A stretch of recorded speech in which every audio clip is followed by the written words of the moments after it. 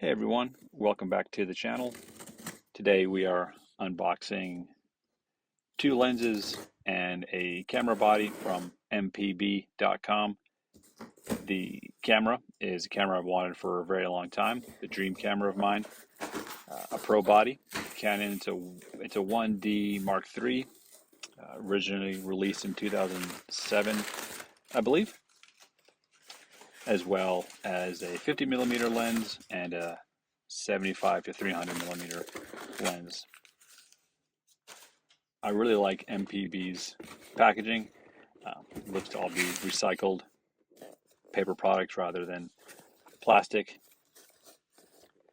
In this box is the 50 millimeter f1.4 lens that I'll unbox completely a little bit later in the video. This is the Canon f4 75 to 300 millimeter lens. I know this lens doesn't have the best reputation online from lens purists.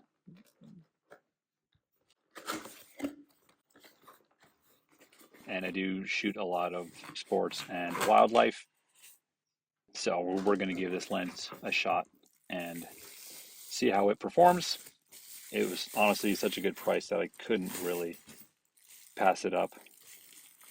I believe I paid in the range of 150 US dollars for this lens. If that's not right, I'll put the right amount up here on the screen. Build quality is great. You know, it definitely feels plasticky, but it has a nice heft and feel to it. The focus ring still feels nice and tight. The zoom feels fine.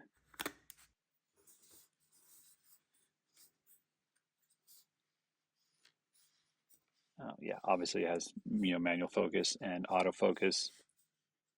Unlike some of the higher quality lenses like the 50 millimeter that I'll get to, you can't manual focus this one when it's set to autofocus. That's one of the nice features of higher quality lenses, that you can still manipulate the focus ring when it is set to autofocus. This is the Canon 50 millimeter f1.4. This one was 159 US dollars from MPB. This one they had marked as well used, so I knew unwrapping it here it wasn't going to be excellent or like new or in the best condition. As you can see here, the focus ring is faded, weather faded, sun faded. Everything on the lens still feels really solid, with the exception of the focus ring. It does have a little bit of, feels like more play than it should have. It does focus fine. I haven't had any issues with autofocus or manual focus. The focus ring does have quite a bit of travel in it, and if you're not used to that, it takes there's a bit of a learning curve to getting the focus dialed in quickly. You can see here it has a feet and meter distance focusing for, I guess you could use it for zone focusing, although this lens does not have the f-stop markings built into it. But yeah, you can still, once it's on the camera, you can still manually focus it, even if it is on autofocus mode.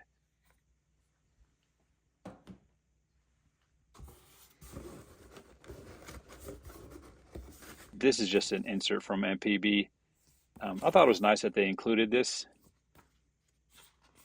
Talk about their company, and there's some, I would say, photography basics in here. If you've been involved in photography either professionally or as an amateur hobbyist like myself, you pretty much probably will know all this stuff, but it's a nice, maybe pocket reference guide and a nice refresher of the basics.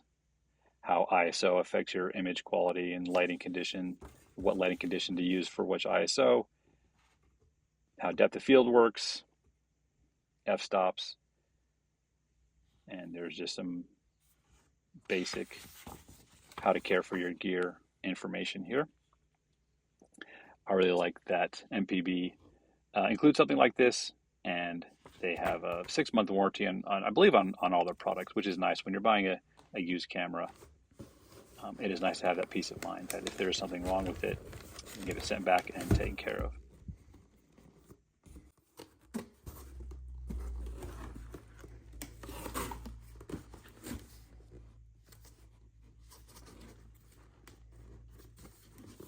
Now we're getting to the Canon 1D Mark III. I've had my eye on a pro body camera for quite some time. I was looking originally at a 1D Mark II. Prices are a little bit better on those, but I think the 1D Mark III had some nice, has a bigger LCD screen in the back. The menu system is much easier to navigate, and I think overall it has a few more frames per second. I think 10 rather than 8 frames per second shooting capability. When I saw this camera strap, I got a little bit nervous. I thought, oh, did I order the wrong camera? Did they send me the wrong camera? The funny thing about this listing is it said it did not include a neck strap, but obviously there's a neck strap in here for a 5D Mark III, which is itself a very good camera as well. But I thought that was kind of funny.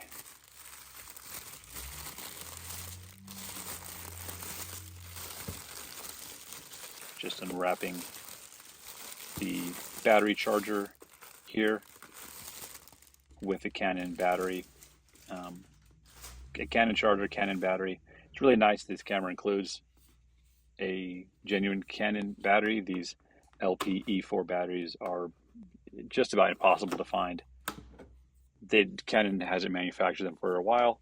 You can find them on the used market, but it's hard to tell what condition the battery is in.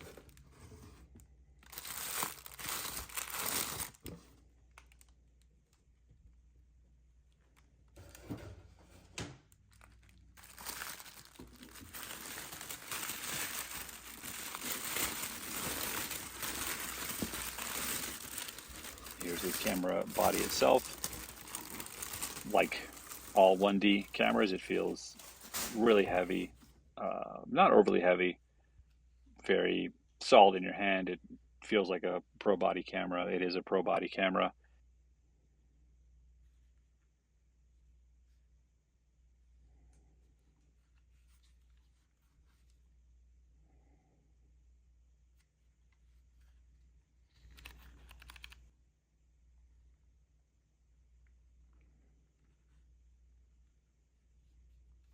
Right here, I'm checking the ports, make sure they still feel solid, like the weather sealing is still intact.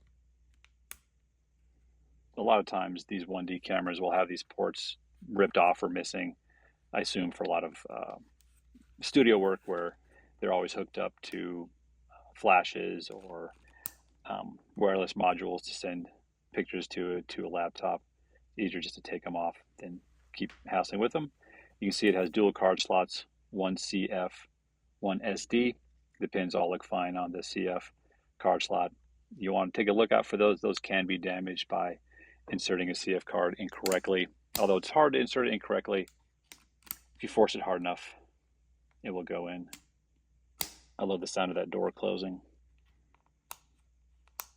Switches all feel solid. The joystick right there is a big improvement from the Mark II to the Mark III. The Mark II does not have that joystick. You use a joystick for navigating the menus and selecting autofocus points quickly. Contacts on the battery all look clean and shiny.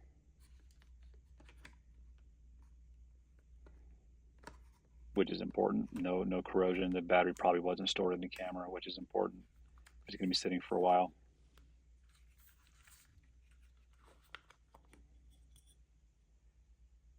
The mirror looks like it's in really good shape.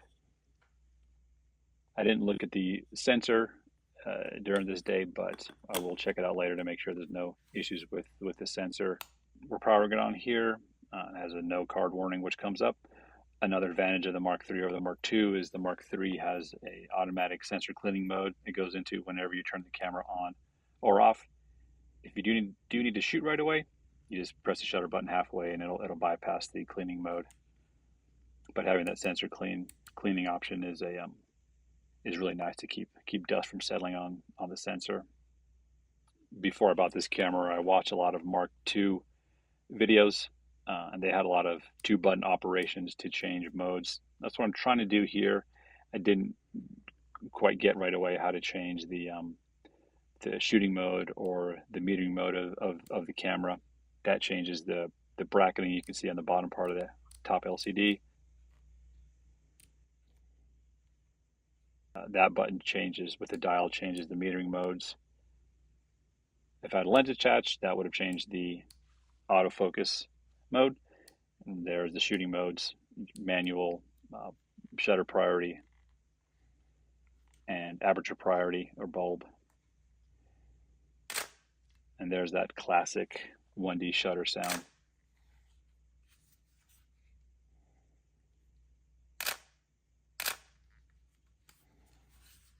It's not the whole reason I bought a 1D, but it definitely helps. When you're in public and people hear that shutter sound going off, it commands attention. It sounds like a professional camera because it is a professional camera.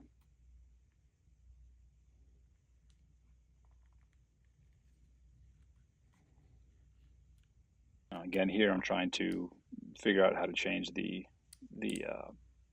shooting mode, or more accurately, the drive mode of the camera. While I go through that, we'll go through some more specs of the camera. There's no video function on this camera. It's one of the main reasons I bought it. I didn't want to be sidetracked with shooting film or shooting video while I'm out trying to shoot some photography. That's the slow shutter sound. Here we're going to go to the high shutter sound, party mode on a 1D.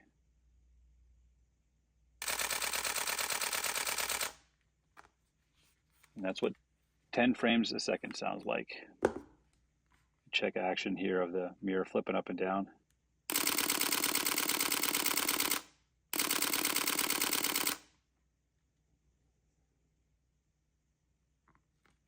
Honestly, that sound never gets old. Yeah, it's a 10 megapixel camera, 10.1 I believe, not the highest megapixels, but for the kind of photography I do, I don't need a high megapixel count. It does shoot JPEG and RAW. You can shoot to the CF card or the SD card, or both at the same time, or you can shoot JPEG and RAW, two of the same files at the same time as well, which is nice for redundancy purposes. It's hard to tell here from this shot, but the viewfinder is very bright and very large. There's a lot of information packed into it, but not so much that it gets distracting. It's hard to see here, but across the right side of the viewfinder is over or under exposure meter. We can hear the ultrasonic autofocus motor going here.